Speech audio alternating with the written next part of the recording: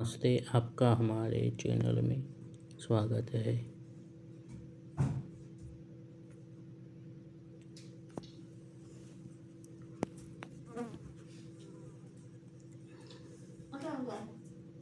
समस्या सत्य नहीं, सांत्वना की चाह है। हम सांत्वना चाहते हैं। एक मित्र ने कहा, अमुक व्यक्ति परेशान है, जरा उन्हें समझाए। ठीक बात है, लेकिन समझाना किस लिए है? सांत्वना के लिए या सत्य जानने के लिए?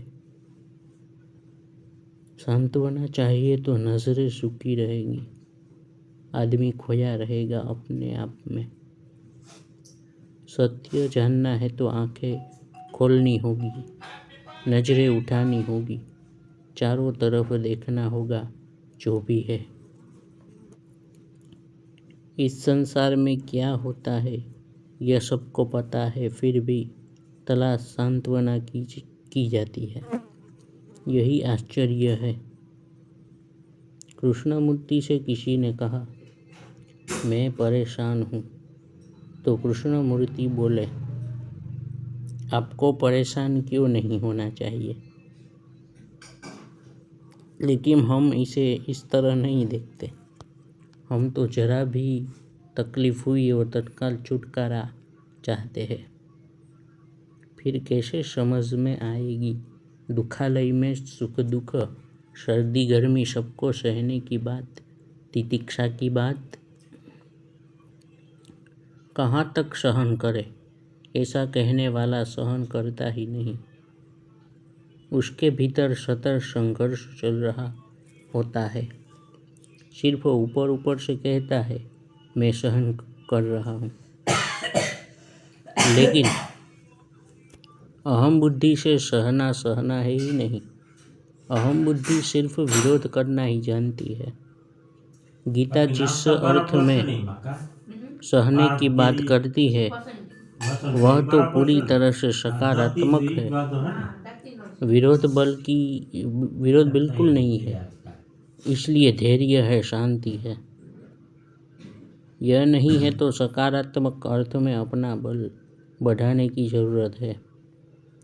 बल वृद्धि कौन नहीं चाहता, पर सही दिशा में कोशिश तो हो। केवल विरोध, अनिच्छा, नापसंदगी से कैसे क्या हो सकता है? और कुछ नहीं तो विरोध का विरोध शुरू हो जाता है कि यह ठीक नहीं, यह नहीं होना चाहिए। वास्तव में ध्यान के कुछ भी देखते समय, ऑब्जर्व करते समय धीमापन होना चाहिए, और अपने भीतर मौजूद अंतर विरोध को देखते समय तो और भी ज़्यादा धीमा होना चाहिए। वह ज़्यादा नाजुक है। अपने विरोध का विरोध ठीक नहीं। क्या हम अपने भीतर मौजूद विरोध को स्वीकार सकते हैं? क्या धीमे होकर उसके साथ साथ रह सकते हैं? साथ साथ रहने की बड़ी प्रशंसा है। कलयुग में संगठन में शक्ति है, ऐसा अक्सर कहा जाता है। पर क्या हम अपने आप के साथ हैं या बराबर दूर भागते हैं? अपने साथ हो तो स्वयं से दूर भागना बंद करना होगा।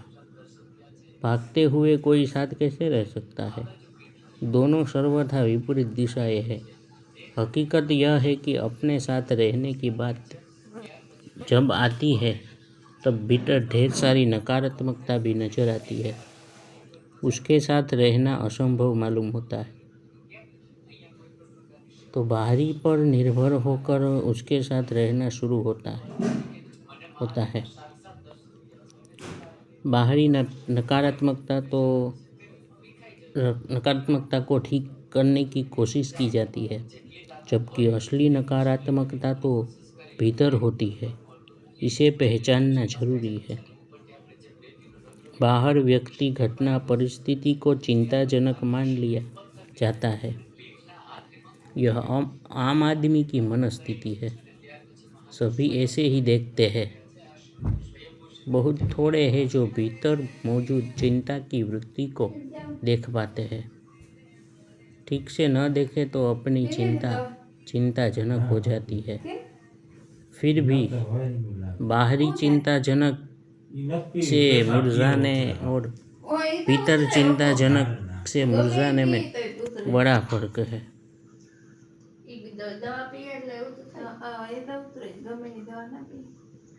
बड़ा फर्क है। बाहरी चिंताजनक के साथ और हजार वो बातें होती है। भीतरी चिंताजनक के साथ एक ही बात का संज्ञान होता है और वह है अपनी असमर्थता का। हम उसे रोकना चाहते हैं कष्टप्रद होने से, और रुकता कुछ भी नहीं।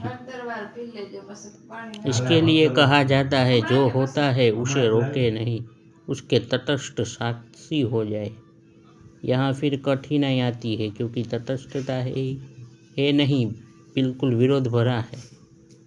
तब जरूरत पड़ती है आत्मीयता की, कि मुझे चाहे जैसा भी अनुभव हो रहा है, लेकिन वह है तो अपना ही, पराया नहीं है।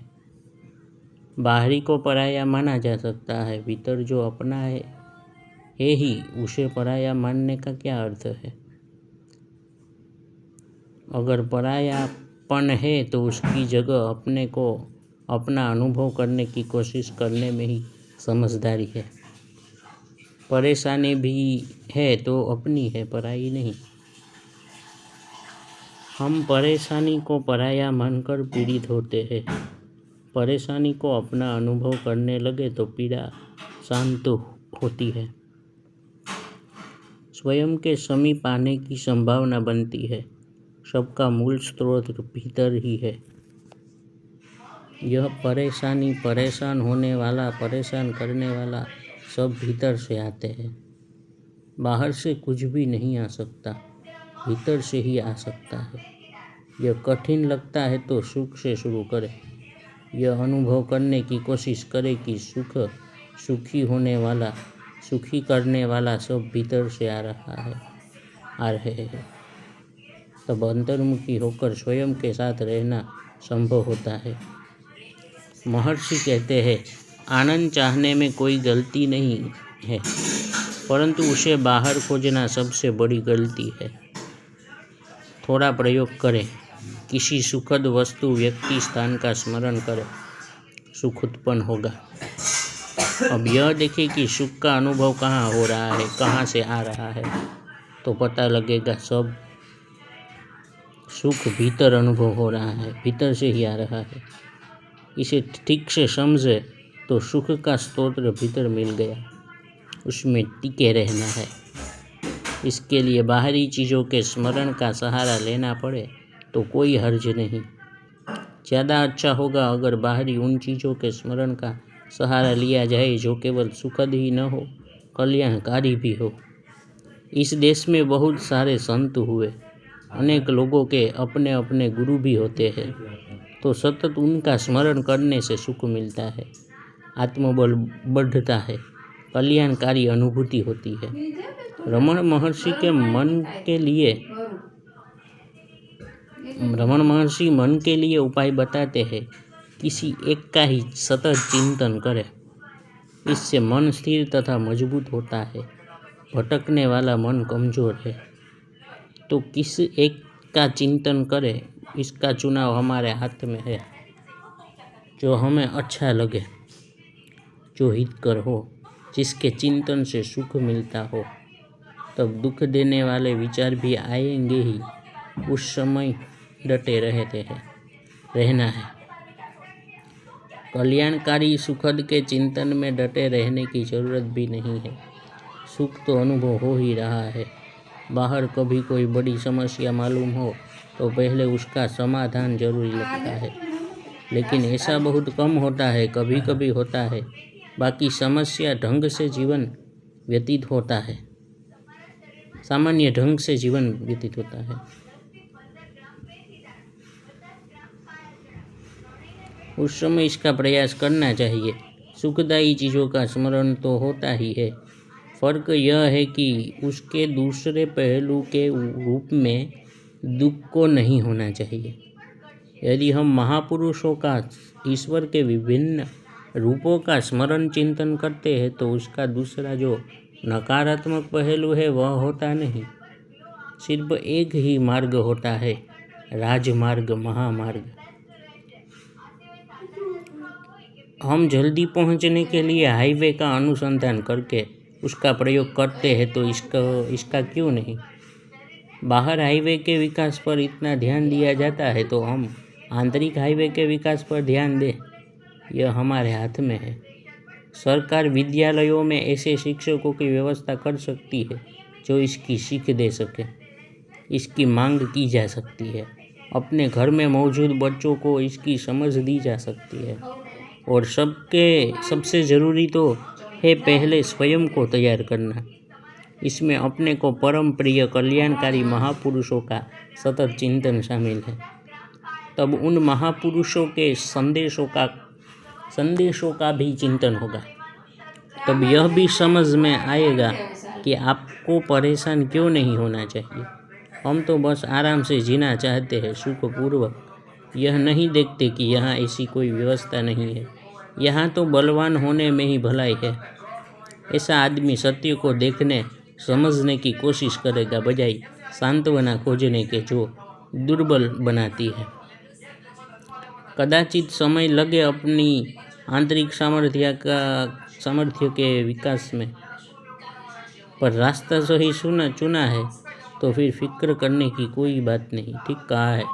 अपने मन को प्रशिक्षित करें, क्योंकि अप्रशिक्षित मन से बड़ा कोई शत्रु नहीं। सच पूछा जाए तो सब लोग इसी से परेशान है। हर समय नकारात्मक विचार। लेकिन ऐसे लोग भी होते हैं जिन्हें हर समय सकारात्मक विचार ही आते हैं। उनका पूरा ध्यान समाधान पर ही केंद्रित होता है। जब तक हम मौजूद हैं, जीवित है, सकारात्मकता से जीने का जुनून होना ही चाहिए। हार नहीं मानेंगे। हम ईश्वर का अंश है, या हमारे भीतर स्वयं ईश्वर अंश मौजूद है।